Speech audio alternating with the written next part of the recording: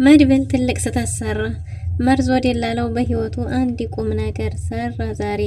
እነ ምሳሌን ሲከታተሉት ከነበሩ ሰዎች ምሳሌን አድኗታል። ዝና አመለጠ። ሞገስም ተዘርሮ ወድቆ ከብዙ ሰዓት በኋላ ነቃ። ሞገስና ሉላም ጠበቃውን ሊያናግሩ በሄዱበት ጠበቃው ሉላን ጨብጦ አለቀ ብሏል። ጠበቃው ሉላን የዝና ሚስቱን ያውቃት ይሆን ወይስ ደግሞ የራሱ የግል ኬዝ ይኖረው ይሆን? ሰላም ሰላም፣ ውድና የተወደዳችሁ ውድ ቤተሰቦች እንደምን አላችሁ? በያላችሁበት የዓለም ዳርቻ ሰላማችሁ በዘት ተተረፍ ይበል እያልን ዛሬም በአዲስ መጥተናል። እናንተም በቅንነት ላይክ፣ ሼር፣ ሰብስክራይብ አድርጉ። ምሳሌ ተከታታይ ድራማ በባለፈው ክፍል እንድትመለከት ነው እንግዲህ ዝና ሞገስ ለዝና አዝኖለት እንግዲህ ፈቶት ነበር። የዝና ምላሽ ደግሞ ሞገስን መቶ ዘርሮ መጣል ነበር። እናም እሱን ጥሎ ሞገስ ዝና ሊያመልጥ ሞክሮ ነበር፣ ግን ደግሞ አልተሳካ ሆኖ መድብል ጋር ተገናኝተው ስለነበረ መድብል መልሶ ይዞ መጥቷል። የእስከ ዛሬውን በቀሏ እንዲያጣም የተበቀለች ትመስላለች። መድብል ከዝና ጋር እያናገረው ሳለ ነበር ጀርባውን ብላ እየዘረረችው። ዝናም እንግዲህ ዝና እንደ አዲስ ታስሯል ማለት ነው። ግን ደግሞ መድብል ዝናን ሲያስረው ስህተት የሰራ ይመስላል። ዝና ስልክ ወደ ውስጥ ደብቋል። ስልኩን አንስቶ ለመደወልም የተቻለውን ያህል እየሞከረ ነው። ግን ደግሞ አንድ እጁም የታሰረ አይመስልም። ምክንያቱም መድብል ተቻኩሎ ስለነበረ ምናልባት አንድ እጁን ሳያስረው የቀረ ይመስላል። እናም እንግዲህ ዝና ለማምለጥ የቻለ ይመስላል ማለት ነው። ፈገግ ብሎ ሳቁ ተመልሷል። በሌላ በኩል ማህሌትና ኤፍራታ ማህሌት አሁን እነ ካሊብ ዘንድ ትልቅ ቦታ አገኘሁ ብላ ተደስታለች። ምክንያቱም ድሮ የቀጠረችው ገዳይ አሁንም ከሷ ጋር የሚሰራ መስሏት እጅግ በጣም ደስተኛ ሆናለች ማለት ነው። ኤፍራታ 24 ሰዓት እኮ አለቀ፣ መድብልም ስልክ እያነሳ አይደለም፣ ምን ልሆን ስትላትም አይ ከሱ ጋር መደወል አይጠበቅብሽም፣ አሁን አንቺም ማንም ቼክ አያረግሽም፣ እኛ ሁሉም ነገር ተስተካክሏል፣ መድብልን ይገሉታል፣ በዛ ላይ ደግሞ ምሳሌም ትሞታለች እያለች ነው። ግን ደግሞ እሷ ያሰበችው አልተሳካላትም እንጂ በካሊብ ዘንድ ካሊብን እንደምታገኝና ከፍ ብላ እንደምትታይ የእሱ ኃይል የበለጠ ሲመስላት ማለት ነው። ማህሌት መልሳ ወርዳ ተንኮሽኩሻለች። ሰበር ዜና እየጠበቀች ባለበት ነበር ማንነቱ ያልታወቀ ሰው ወደ ቤቷ አንኳኩቶ የገባው። በዛን ሰዓት እንግዲህ ሁለታቸውም ተደናግጠው ቀርተዋል። ምሳሌን ይዞ እየወጣ የመድብል ጓደኛ ሳለ ይሄኛው ለጓደኞቹ ደውሎ ጓደኞቹን ይዟት እየወጣ እንደሆነ መንገድ ላይ እንዲጠብቁ ነግሯቸው ነበር። ልክ ከበር ግቢ ሲወጣ እዛው አግኝተውት ሁለት ሆነው ገጥመውት ነበር ማለት ነው። የመድብልን ጓደኛ አንደኛው ትንሽ ጠንከር ያለ ስለነበረ ጠንከር ያለ ድብድብ ነበር። ከዛ ድብድብም በኋላ እሱን ዘርሮ ጥሎት ምሳሌን ተሸክሞ እየሮጠ አምልጧል። እየተከታተሏቸው ስለነበረ ምሳሌ ደክሞኛል፣ ከዚህ በላይ መሮጥ አልቻልኩም ስትል ተሸክሞ እየሮጠ ነበር። ዋጋ ከፍሎ ውለታውን ሊመልስ የመድብል የቅርብ ወዳጅ የሆነው ሰው ማንነቱ ያልታወቀው የተሸፋፈነው ምሳሌን ከነዛ ጭራቆች አትርፏል ማለት ነው። እናም መንገድ ላይ ሳለ እንግዲህ መርዞ ደላላውን አግኝተውታል። መርዞ ደላላው ምሳሌን ስላየና ቅድስትም ስትጨናነቅ ስላወቀ የት ነሽ? ወዴት እየወሰድካት ነው? እናትሽ እየተጨነቀች እኮ ነው እያለ ነበር። እናም እንግዲህ ከነዛው ከሚከታተሉ ሰዎች አንዱ መስሎት የመድብል ጓደኛም ሊደበድበው ሲል እንደምታውቀውና ምሳሌ እንደምታውቀው ተናግራለች። አንተ አታውቀኝም እንዴ? እኔን እኮ የማያውቀኝ የለም መርዞ ደላላው ነኝ ቢልም እሱ እንደማያውቀው ግን ደግሞ እኔ ያውቃለሁ ብለዋለች። ግን ደግሞ የመድብል ጓደኛ ማመን አልቻለም ነበር። ወደ ቤት ይዣት ሊሄድ ቢልም እንደዛ መሆን እንደማይችል ሰተር ያለ ቦታ መደበቅ እንዳለባቸው ተናግሯል። እየተከታተሏቸው ሳለ የሆነ ቦታ ላይ ተደብቀው ከርቀት ምሳሌ እያየቻቸው ነበር። ምሳሌም ከሱ ጋር እየተጨቃጨቀ ስለነበረ የት ይዘሃል ልትሄድ ነው እያለ ስለነበር አይ እሱ የትም ይዞኝ ሊሄድ አይደለም፣ እሱ አይደለም ሌሎች ናቸው አግተውኝ የነበረው፣ አሁንም ሊወስዱኝ ነው መልሰው፣ እባክህ እርዳን መርዞ ደላላው እርዳን እባክህ ብላ እርዳታውን ጠይቀው ነበር። መርዞ ደላላውም እየፈራም ቢሆን በቃ ለኔ ተውጡልን ነገር እኔ ሴቭ አደርገዋለሁ እናንተ ብቻ እዚሁ ተደበቁ ብሎ ሊያናግራቸው ሄዷል። መኪና፣ ቤት፣ ሰው እያለ ካደነጋገራቸው በኋላ ወዴት ሄደ? ወዴት ነው ሄደው? የምን መኪና ነው? ወዴት ሄደ ነው መለስ ሲለውም አቅጣጫ ቀይሮ በሌላ አቅጣጫ በዛ ጋር ሄዱ ብሎ ነግሯቸዋል። ከዛም እንግዲህ ደበቅ ያለ ቦታ መቀመጥ እንዳለባቸው ተናግረዋል።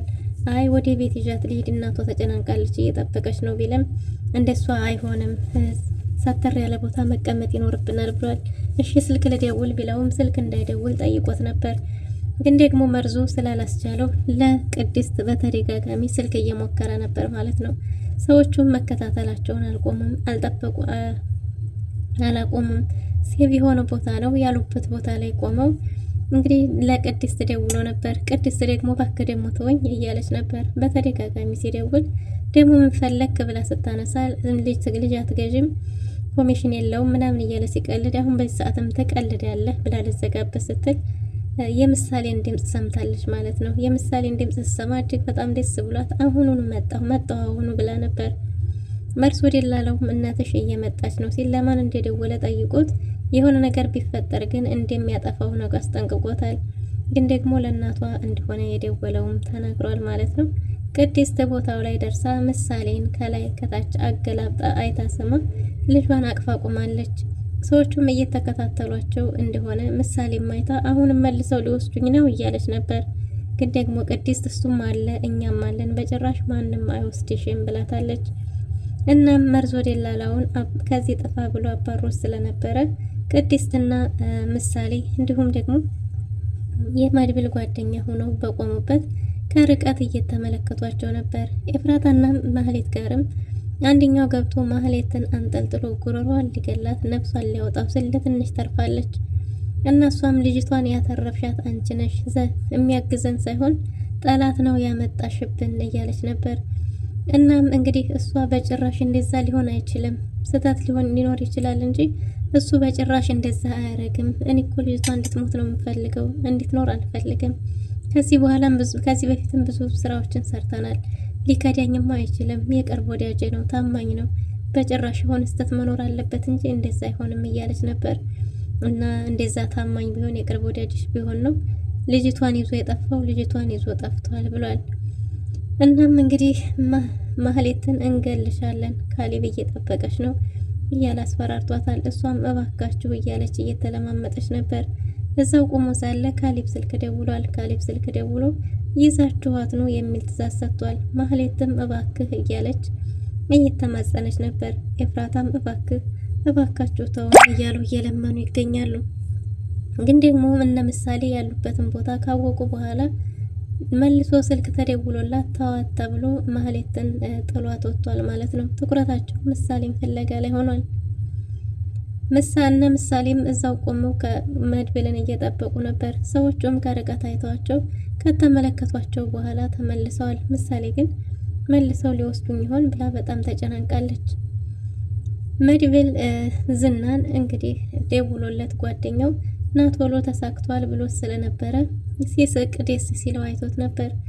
ዳጣ እንዴት በትንፋሹ ትወርቃለህ? እንደ ወንድ መመከት ቢያቅትህ ገና በትንፋሹ እንዴት ትወርቃለህ? እያለች በሞገስ ሙድ መያዝ ጀምራለች። ዳጣንም ሞገስን ይዘሽ ውጪ አየር ያግኝ እዛ አትቀባጥሪብኝ ብሎ ዝና ሞገስ ማነው መድብል አባሯታል ማለት ነው። ገና ባንዴ በትንፋሹ ትዘረራለህ እንዴ እያለች ስትል አትቀባጥሪ አሁን ሞገስን ይዘሽ ውጭና ነፋስ ያግኝ ብሏታል። ሞገስም ከብዙ ቆይታ በኋላ ትንሽ ወደ ራሱ ወደ መነቃቃት ተመልሷል ማለት ነው። መድብልም ስለ ወንድሙ ቢጠይቀው መቼም አታገኘውም ብሏል። እና ወንድሜን ገላችሁታል ቢለውም የትኛውን ዜና ልንገርህ? አንተን የሚያስደስትህን ወይስ እኔን የሚያስደስተኝን?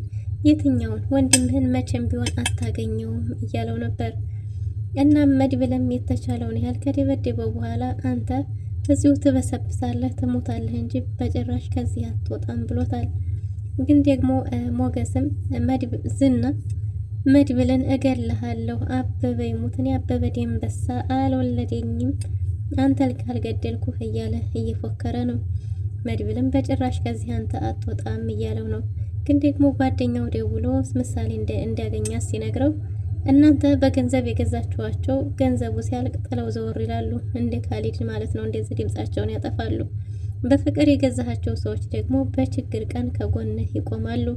እናም እንግዲህ ምሳሌን አትረፈናታል። ምሳሌ ከኛ ጋር ናት። ምን ዋስትና አለህ ከዚህ በኋላ እያለው ነው። እንደዛማ አይሆንም፣ በጭራሽ ሊሆን አይችልም። እንዴት ነው እንደዛ የሚሆነው ብሏል። ዝና። መድብልም ምሳሌ ከነሱ ጋር እንደሆነችና ምሳሌን እንዲያዳኗት ደጋግሞ ነግሮታል። ዝናም እንግዲህ የተማመነው ያለ ይመስላል። ከት ብሎ ስቋል። መድብልና ምሳሌ ሲገናኙ ምሳሌ የነበራት ደስታ ናፍቃችሁኝ ነበር እያለች ነበረ። እናም እንግዲህ መልሰው ሊይዙኝ ነው አይይዙኝም እያለች ስትሳቀቅ የመድብል ጓደኛም እሱ ከፊት ሆኖ እየተጠባበቀ ሳለ ከኋላ ነበር እየተመለከታቸው የነበረው መድብል። ድንገት ቅድስት አይታው አጎትሽ መጥቷል አትፍሪያ ሁላችንም አለን እያለቻት ነበር። ምሳሌም አጎቷን አቅፋ ናፍቀኸኝ ነበር እያለች ነበር። እሱም በጣም እንደናፈቀችውና ግን ደግሞ ምንም አልሆንሽም አይደል ሲሏት ምንም እንዳላደረጓት ተናግራለች። መድብልም ጓደኛውን አመስግኖ አብረን እንሄድ ቢለውም አይ እኔ እዚሁ ቃኘት ማድረግ አለብኝ እያለ ነው። እባክህ አሁን አንተም ጥላት አፍርተሃል ራስን ጠብቅ ቢለውም እሱም ማንም ሰው ሊያጠቃው እንደማይችል ተናግሯል ማለት ነው። በሌላ በኩል እንግዲህ መድብል ምሳሌን ይዞ ወደ ቤት ከቅድስት ጋር ተመልሰዋል። ደስታቸው ተመልሷል። ምሳሌ ስቃ ቦርቃ አልጠግብም ብላለች። እጅግ በጣም በደስታ ፈንጥዛለች ማለት ነው። ዝንም ሞገስን ምሳሌ ወደ ቤቱ ይዛ ሄዳለች። ሞገስም ቤት ስለዞረበት ሉላ ስትገና ስትነካው አትንኪኝ ብሎ ጮኋል። ምን እንደሆነ ብትጠይቅም ምንም አልሆንኩም ሲልም ዳጣ እንግዲህ ፊት ለፊት ስለሆነ ንግግሯ ዝና መቶት እንደሆነ ተናግራለች። እንዴት እንደዛ ትናገሪያለሽ ቢልም ውጭልኝ ቢላትም እንደማትወጣና ገና በትንፋሹ እንደሆነ የወደቀው እነሷ እንደደበደበችው ጭምር ተናግራለች። ሞገስ እንግዲህ እንደምንም ካገገመ በኋላ ጠበቃውን ሊያናግሩ ወደ ጠበቃው ለመሄድ ወስነዋል ማለት ነው። እናም ጠበቃውን ለማናገር በሄዱበት ጠበቃው ሞገስን ሰላም ብሎ ሉላ ላይ ሲደርስ ግን ፍጥጥ ብሎ እጇን ጨምድዶ ቀርቷል። ሉላም የምታረገው ግራ ገብቷት ዝም ብላለች። ሞገስም ሲመለከት እስከዛ አለቀቃትም ነበር። እናም ሞገስም መልከት ብሎ ትቷት ቁጭ ብሏል ማለት ነው። ግን ደግሞ የሆነ ያስደነገጠው ያለ ይመስላል። ምናልባት ይህ ሰው ዝናን ያውቀዋል ወይስ ደግሞ ሉላን እሱም ወዷት ይሆን? በሌላ በኩል ዝና እንግዲህ ወንበሩን እንደምንም ገፋፍቷል። እሱም ምንድነው የሆነ ስልክ መድብል ጎንበስ ቀና ባለበት ጊዜ ስልክ ወድቆ እሱን ስልክ በእግሩ ወደ ኋላ ገፍቶ አባሮታል። ያ ማለት አሁን መድብል ማነው ዝና ያለበትን ደውሎ ምናልባት ለሰዎቹ ይናገር ይሆን? እጁስ ደግሞ አልታሰረ ይሆን? ዝና አሁን ያመልጣል የሚለውን በቀጣይ ማምለጥ ይችል ይሆን የሚለውን በቀጣይ ክፍል ይዘን የምንመለስ ይሆናል። ለዛሬ የነበረን ቆይታ ይመስል ነበር። መልካም ጊዜ